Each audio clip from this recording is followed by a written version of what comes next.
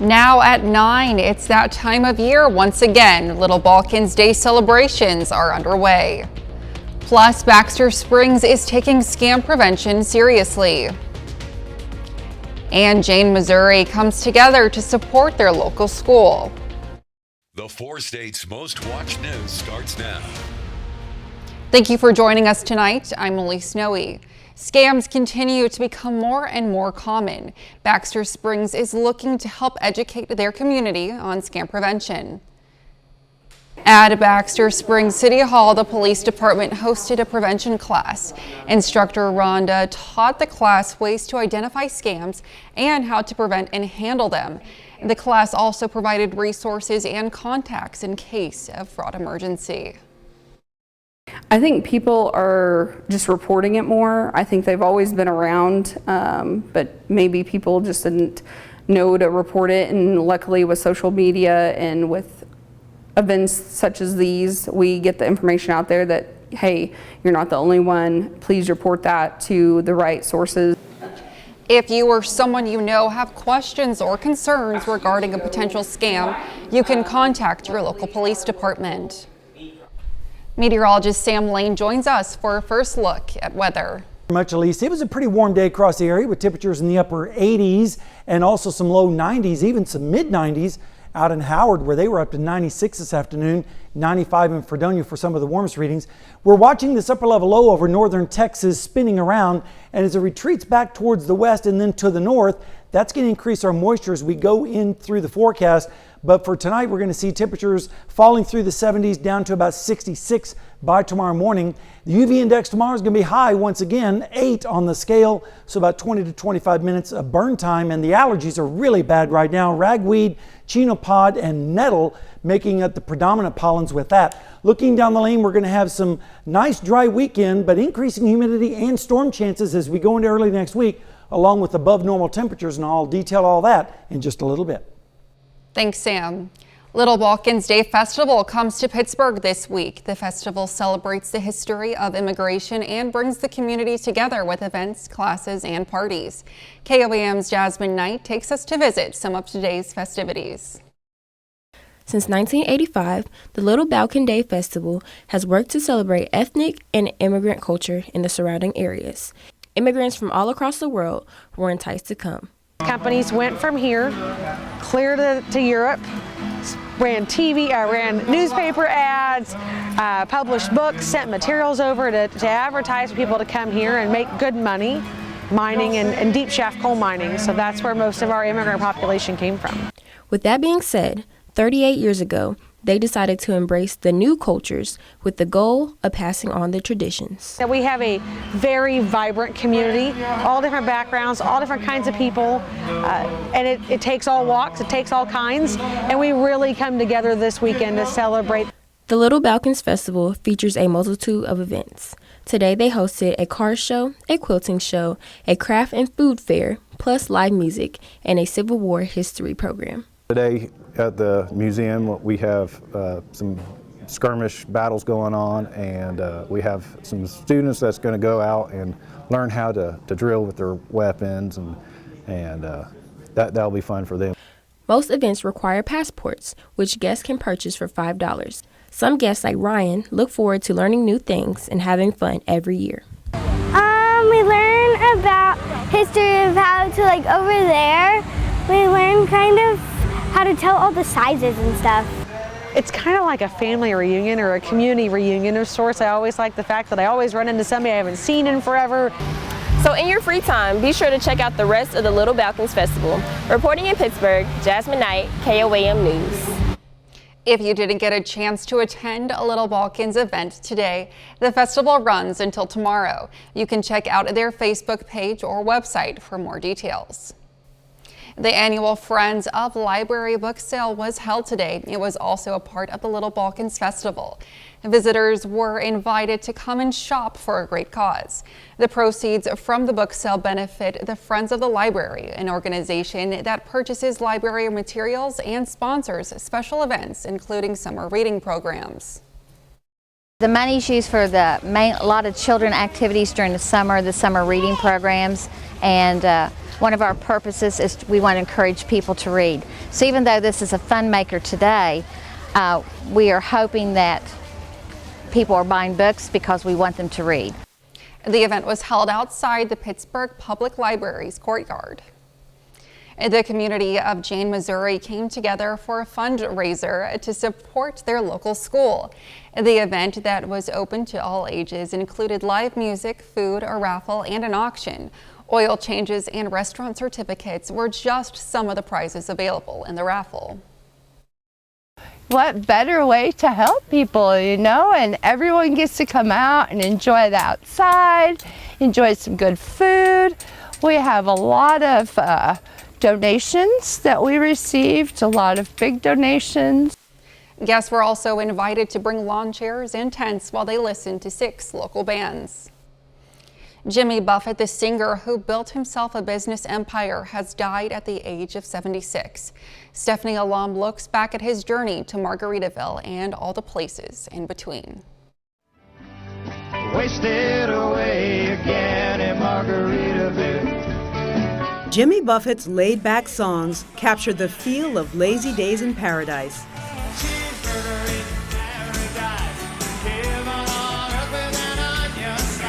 Some called his signature sound Gulf and Western, a mix of country and Caribbean music. I love the Caribbean through a sort of a strange way. My grandfather was a sailing ship captain, and he sang the Calypso songs. So all this sort of amalgamation of material came in and came back out. And I learned to be a performer, and that gave me the vehicle to do it. Buffett was born Christmas Day, 1946, on the Gulf Coast in southern Mississippi, and raised in the port city of Mobile, Alabama. He began his career making country music, but only really found his musical voice after moving to Key West in the 70s. Changes in latitude, changes in attitude, nothing remains quite the same. His time among the colorful characters there helped inspire his tropical style and eventually led to his landmark 1977 album, Changes in Latitudes, Changes in Attitudes, and its famous hit song, Margaritaville. Some people claim that there's a woman to blame. Now I think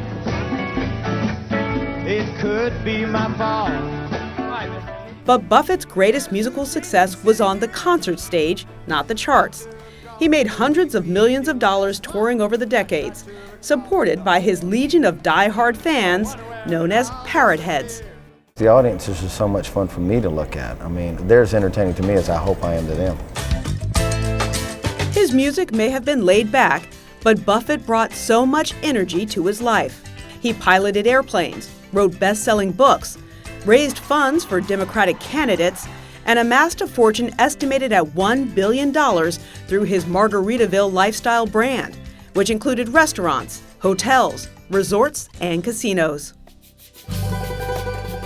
Like his music, it was all geared toward capturing the magic of the tropical places Buffett loved best. From New Orleans to the Gulf Coast, down into St. Bart's and other places, I still can find magic in most of those places where people think there isn't any left.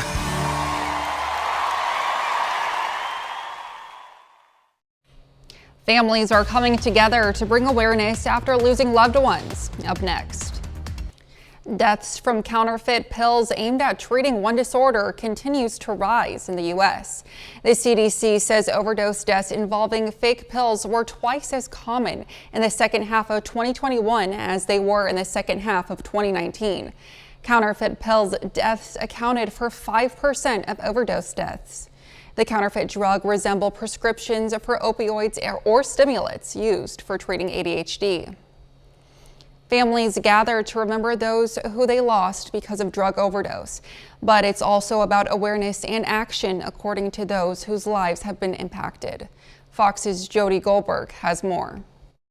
Nick B., Paul B. Names of loved ones who lost their lives to fatal overdoses and drug poisonings were read one by one during a candlelight vigil at Thrive Recovery Center in Hauppauge. And my cousin Victoria and my beautiful cousin Brooke. A cathartic process to acknowledge the grief of the family and friends left behind.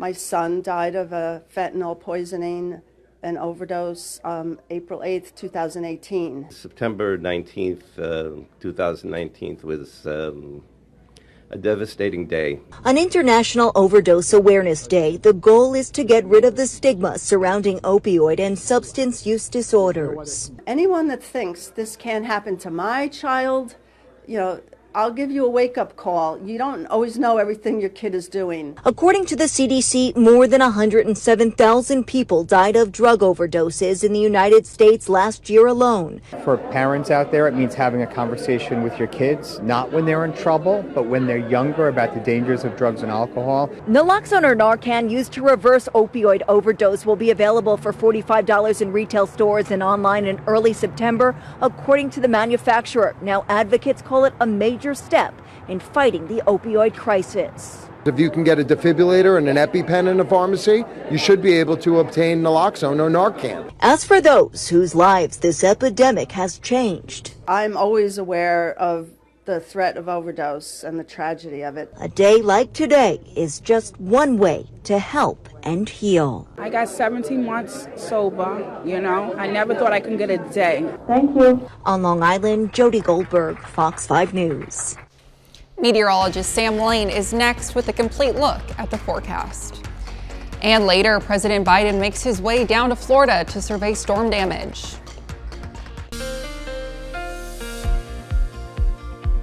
Well, we've had a great start to the holiday weekend with temperatures not too bad for this time of year, generally in the upper 80s and lower 90s, a few mid 90s out towards the west, but at least the humidity levels are certainly tolerable. Right now at Seneca, Missouri, the Indigo Sky Casino and Resort, things are looking pretty good. A beautiful sunset shaping up across the area.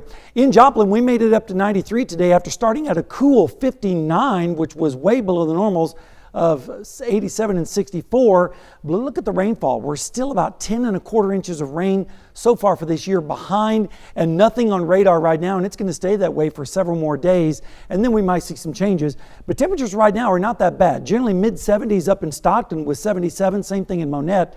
Also in Miami, a little bit warmer in Neodesha and Parsons where it's currently 83 degrees, as well as our friends down in northwest Arkansas at Bentonville. But here's the big factor. The dew points are in the mid 50s and even a few lower 60s, and as a result, that's making it feel not too bad and in some places pleasant out there, and that's what's allowing the low temperatures to drop at night as well. Rainfall chances for the next 36 hours are going to be pretty close to zero. An isolated storm is possible, but we're going to have to wait till about Monday and Tuesday before we start to see the rain chances as an upper level low starts to move up from the south. And then as we go through the rest of the week, we're going to go into a northwesterly flow pattern, which is generally a wetter pattern in our area over the summer months. And so hopefully we can get some rainfall in here. In fact, as we go through the week, maybe by the end of the week, we could see some areas picking up an inch or so, especially to the east and south, lesser amounts to the north and west, which unfortunately that's where they need it the most. Temperatures tonight are going to be down into the 60s once again, 64 in Columbus and in Pittsburgh, 62 in Chanute, well actually Chanute, 64 in Iola at 62. Then tomorrow, partly cloudy skies, an isolated storm might occur down in Oklahoma side, but generally temperatures will be in the 90s. And then as we go into Monday morning, we're going to see southerly winds and temperatures milder. Generally our lows will be in the 70s. And then in the afternoon, again, isolated storms possible, mainly to the east, with highs generally in the low to mid 90s across the area. Then as we go into Tuesday morning, we're going to see lows once again in the mid 70s, and again the best chance of showers off towards the east. Over the next 7 days, we're going to see dry weather continue. Only a 20% chance of storms at least on Monday, Tuesday, and Wednesday. And then as we go into next weekend, temperatures fall back into the 80s, and we start to increase the rain chances the early part of next week. So maybe we'll get some storms with this next system, but I think we're going to have to wait a little bit longer before we have more widespread chances of precipitation. But at least the temperatures are not going to be all that bad. Doesn't seem like it. You know what? It's kind of a nice holiday weekend. It to be is. outside and enjoy the weather. Absolutely. Let's enjoy. Thanks, Sam. The president paying a visit to Florida today as it recovers from its latest major storm after Hurricane Idalia caused serious damage to some of the state's most vulnerable communities. Fox Weather's Katie Byrne has that story. President Biden on the ground Saturday in North Florida, getting a first-hand look at the extent of the damage caused by Hurricane Idalia. When people are in real trouble, the most important thing you can give them is hope. And we're not going anywhere, the federal government. We're here to help the state as long as it takes. There are no plans for Biden to meet with Florida Governor Ron DeSantis, though the two have spoken regularly about recovery efforts. Idalia came ashore Wednesday as a Category 3 hurricane, the most powerful storm to hit Florida's Big Bend region in over a century. Record-setting storm surge carving through some coastal communities. It wiped this house right off of its foundations. It was an elevated house of about 8 foot off the ground, but when the storm surge hit it and waves on top of the storm surge, it busted it all to pieces and it's gone. Tens of thousands are still without power. Crews hope to get most of those homes back up and running by Sunday. The National Guard is on the ground helping to clean up and clear out debris. There's estimated to be as much as $20 billion in damage. Despite the devastation, residents are doing what they can to help out their neighbors and move forward. It's the worst storm we've ever been through. And we're going to rebuild. It'll never be the same. Biden is asking Congress to increase FEMA's funding after a year of several major natural disasters. In Live Oak, Florida, Katie Byrne, Fox Weather. Coming up, employees around the world think it's time for a workplace reset. And this weekend is one of the busiest travel weekends in years. We'll take a look. Shifting worker needs are bringing about a rethinking of the workplace. The Edelman Trust Barometer released a special report on workplace trust. 7,000 employees were surveyed in 7 countries, including the U.S. The survey says 2/3 are reevaluating what's important to them. 83% favor career advancement, 80% want personal empowerment, and 71% care about societal impact when relating to employers. Labor Day weekend is underway, and experts predict it's going to be one of the busiest travel holidays in years. Friday was the busiest day at airports across the country, with an estimated 3.7 million people likely flying to their holiday destinations. But Monday will still be crowded when vacationers return home, as an estimated 3.6 million people are expected to fly. Up next, a superstar donates goods to disabled veterans. Rihanna donates goods to disabled vets in California. The star reached out to the nonprofit Always for the People for the donation. The nonprofit founder, Sine Devermont, was able to distribute hundreds of shoes, hygiene products, socks, and much more. This is the second time the singer has helped this organization. Back in 2022, she visited and talked to the vets herself. 30 more minutes of news, weather, and sports coming your way. And the Pentagon has a new UFO spotting website. We'll bring you the latest coming up. There's a new tool for people who say they have seen unidentified flying objects to report the sightings to the government. The website is designed to collect those stories and share the government's investigations with the public. Fox News' Jennifer Griffin has the details from the Pentagon. Under pressure from Congress, the Defense Department has finally launched a website to solicit videos and provide greater transparency about what it now calls UAPs, Unidentified Aerial Phenomena, one-stop shopping for videos like this one. Wow, look at the fly! Shot by 2 Navy F-18 Super Hornet pilots in 2015 on a training mission over the Atlantic. The website for the All-Domain Anomaly Resolution Office, or AARO, has finally been made public to comply with the 2023 National Defense Authorization Act. What you see today is what has been declassified to date. AARO is focused on the facts, taking in information, reviewing the facts, and then when possible, declassifying that information, making it available. High traffic crashed the website last night. It's back up now.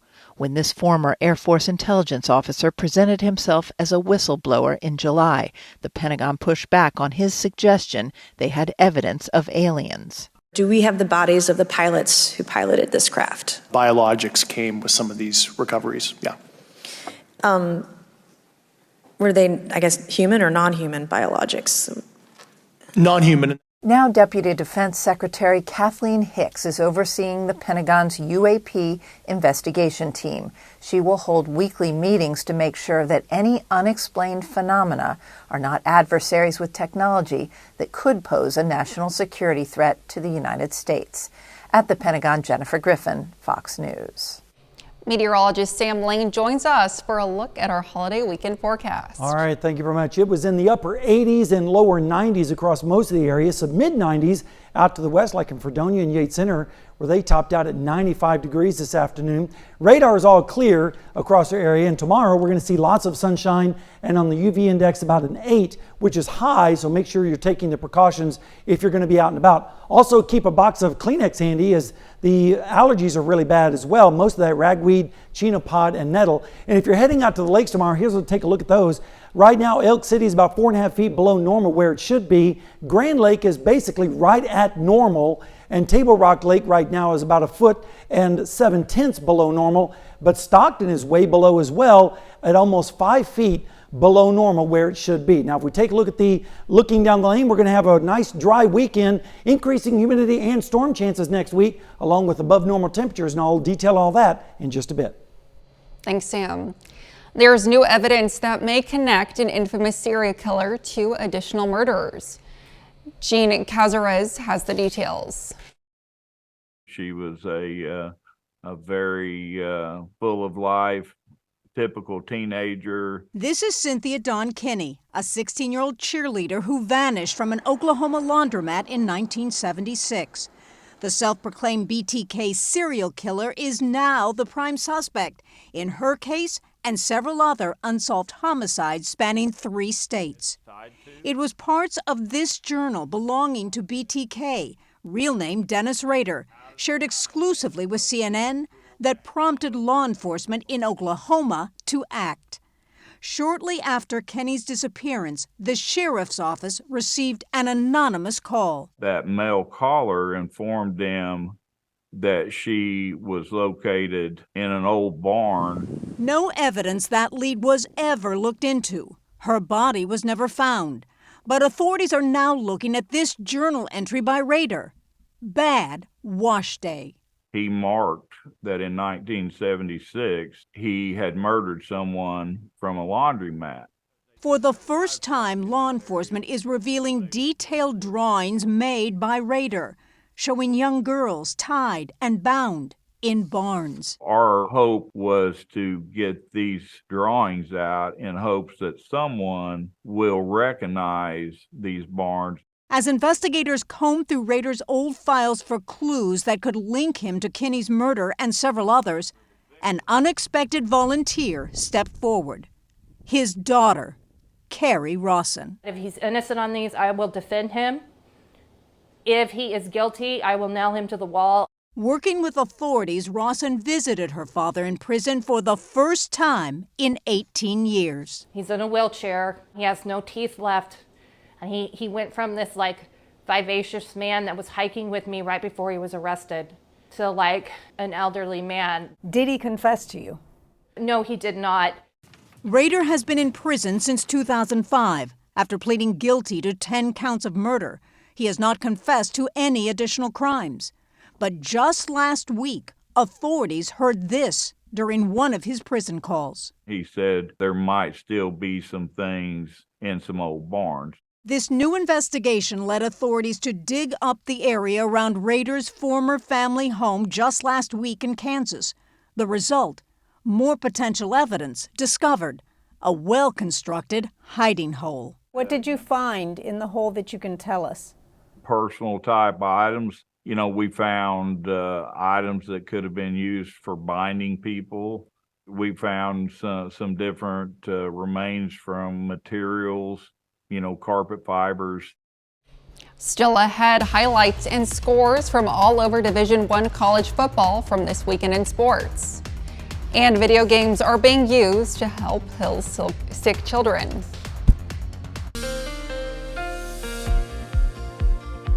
Well, I hope you had a chance to get out there and enjoy the nice weather for this holiday weekend, and it looks like it's going to continue right on through the entire Labor Day weekend, and that's pretty good news. We need some rain though. Right now in Seneca, Missouri, at Indigo Sky Casino and Resort, mostly fair skies, and temperatures are starting now to fall into the 70s after a high of 93 in Joplin. But look at the low.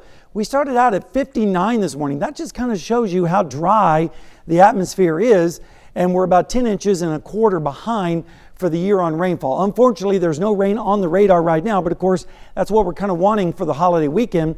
Instead, we're looking at mild temperatures, generally in the upper 70s, like Stockton with 77, same thing in Monette, 80 in Neosho, a little bit warmer over in Veneta where they're 81 right now, and warmer still in Neosho with a current temperature of 83. But look at these dew points. These dew points in the 50s, this is what's allowing temperatures to really fall at night once the sun goes down. And it's also meaning that we're experiencing some very comfortable and pleasant conditions as far as the heat index. There's really no heat index at all with dew points that low. And we're looking at rain chances to be pretty close to zero for the next 36 hours. And that's all because this ridge-of pressure off to the west is going to be building in, but then an upper level low is going to move from the south to the north across our area as we go into Monday, Tuesday, and Wednesday, and that's when we start to see the chances of rain increasing just a little bit. Not everybody's going to get rain, but we'll see scattered storms here and there, especially in our eastern sections. In fact, looking at the rainfall map for the next week, some of those places could pick up an inch or more, especially in southwestern Missouri and points eastward. Lesser amounts back towards the north and west, unfortunately in southeastern Kansas, where the drought is still exceptional. Tonight, we're going to see lows in the 60s with south to southwest winds, and then tomorrow afternoon, mostly sunny once again. Maybe an isolated storm or two, especially down in Oklahoma, with lows in the 90s. And then as we go into Monday morning, we're going to see lows in the 70s with increasing south winds and also increasing moisture. So we might get a little bit of a heat index factor as we go into Monday for your Labor Day. Highs in the low to mid 90s. Again, the best chance of storms off towards the east. And that will continue into Tuesday morning with lows in the 70s. And look at these southwest winds, pretty strong on Tuesday again with the best chance of storms to the east. Over the next 7 days, here's your forecast, and looking at the 10-day forecast as well. 20% chance of storms on Monday, Tuesday, and Wednesday with highs in the mid-90s, and then it gets kind of warm and hot on Thursday with a high of 95. But then we start to cool things down a little bit as we go into the next part of next week with a better chance of storms, I think, on Monday and Tuesday of next week. So not a bad forecast for the holiday. I just wish we had a little bit more rainfall in our forecast in the long term. Hopefully it's coming soon. Yes, hopefully so. Thanks, Sam. Coming up in sports, Brock Baldridge brings us highlights and scores from all over Division I college football. Plus 6 local high school softball teams get together for a big tournament in Joplin. Up next.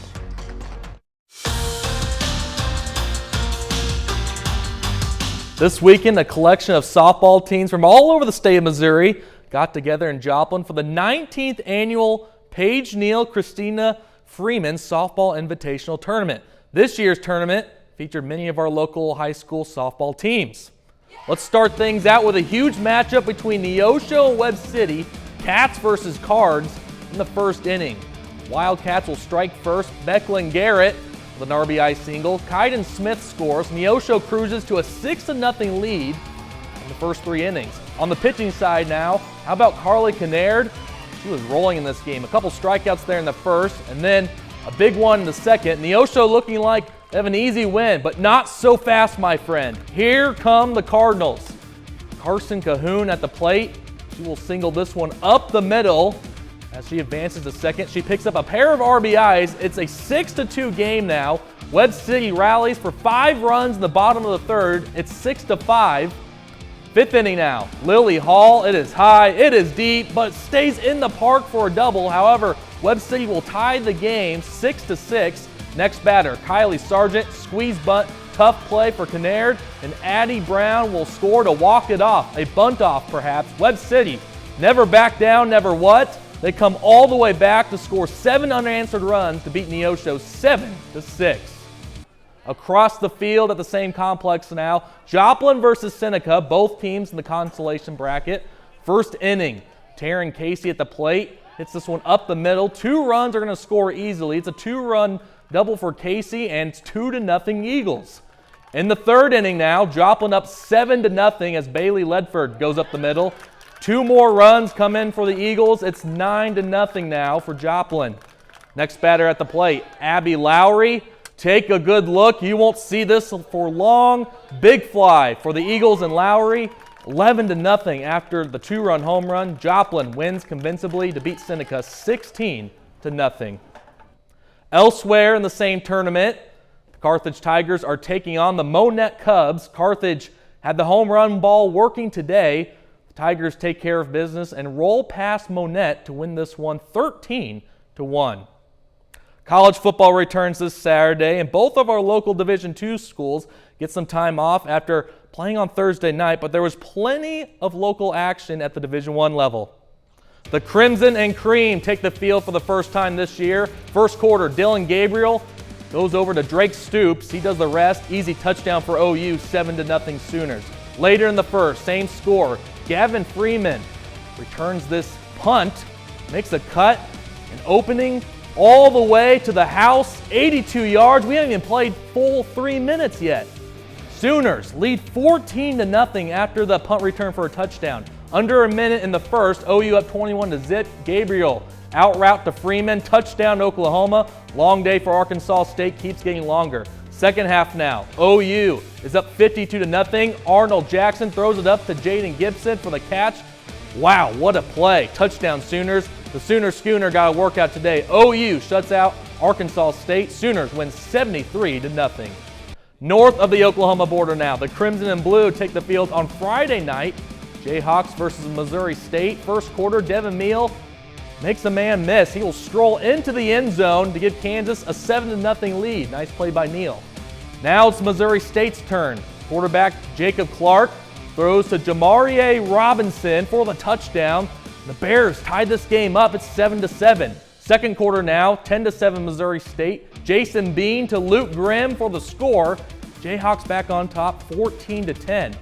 We advance to the fourth quarter now. Kansas starts to pull away as Daniel Highshaw Jr. puts this game on ice for a 24-yard touchdown run. Jason Bean fills in nicely for Jalen Daniels at quarterback. You can chalk it up. Kansas beats Missouri State 48-17. Elsewhere in the Big 12 Conference tonight, the defending Big 12 champions, Kansas State Wildcats, open their season at home against the Southeast Missouri State Redhawks. Wildcats cruising to an easy win in this one. They move to 1-0 on the season. Big night for Will Howard and even new backup quarterback Avery Johnson. Kansas State beats the Redhawks 45-0. The Oklahoma State Cowboys also opened their season up tonight, and well, the Pokes were a little slow out of the gate in the first half. The Cowboys did pull away. Oklahoma State tinkered around with some quarterbacks in this game, but they get the job done to beat Central Arkansas 27-13 for their 9th straight consecutive opening season win. In the SEC now, earlier this afternoon, the Razorbacks kicked their season off with a nice home win, beating Western Carolina to move to 1-0 on the season. KJ Jefferson and Raheem Sanders scored multiple touchdowns in this game. Woo Pig, Razorbacks win it 56-13. And Division I college football is getting plenty of attention this Saturday, but some for local junior college teams continuing their second week of their season. Coffeyville Community College is hosting Dodge City for their home opener tonight. Red Ravens looking to bounce back after their disappointing loss to Highland last week. Really low scoring game to start out. It was a 6-3 halftime score. At last check, Dodge City starting to pull away. We're under 2 minutes in this game in the fourth quarter as Coffeyville trails Dodge City 26-17. Then on Thursday night, the Independence Community College Pirates paid a visit to Miami, Oklahoma, facing the NEO Golden Norsemen, and it was all Indy in this one as they defeat NEO 44-0. Pirates bounce back after their Week 1 loss to move to 1-1 on the season. It's a look for sports. We'll be right back right after this. A group of video game pros in Washington are making a big difference in children's lives, using games to aid with their health issues. The nonprofit Child's Play started 20 years ago. In all that time, the charity has raised $60 million to get video games into hospitals around the world. Is our therapeutic video game guide, and this actually breaks down how games can be used to address things like pain, anxiety, sadness. The organization works with more than 190 hospitals worldwide, and they help with grants to fund pediatric gaming and technology specialists to help children. Up next, rescued pigs bring a double surprise. To be the first to see breaking news, weather, and sports, download the KOAM News app. It's available free of charge in the Apple App Store and the Google Play Store. Just search for the KOAM News app. The Houston SPCA is tickled pink to welcome 2 new litters of piglets in 2 weeks. 4 Berkshire pigs were rescued from a suspected animal cruelty situation last week. In the time since their rescue, both female pigs gave birth to a litter of adorable piglets. All 8 of the piglets, their parents, and the 3 sheep and lambs rescued along with them will all be up for adoption once the piglets are old enough. How cute I knew are someone they? that had a pig as a pet. You did? Yeah, very unusual. I thought she was joking at first, but turns out she actually had a pet pig, so how cute. Good for them. We have a great forecast in store for our area tomorrow with a high of 93, but then we start to introduce low chances of showers and storms on Monday, Tuesday, and Wednesday. Really shouldn't impact anybody's plans. And then it starts to warm up as we go towards the end of the week. And then next week, it starts to get a little bit cooler with a better chance of storms, I think, next week. So enjoy the holiday weekend as it looks pretty nice. Absolutely. Well, that's our time for tonight. Thanks for joining us. We'll leave you with images of a newborn orangutan at the Denver Zoo. We'll see you back here next time. Thanks for making us part of your night.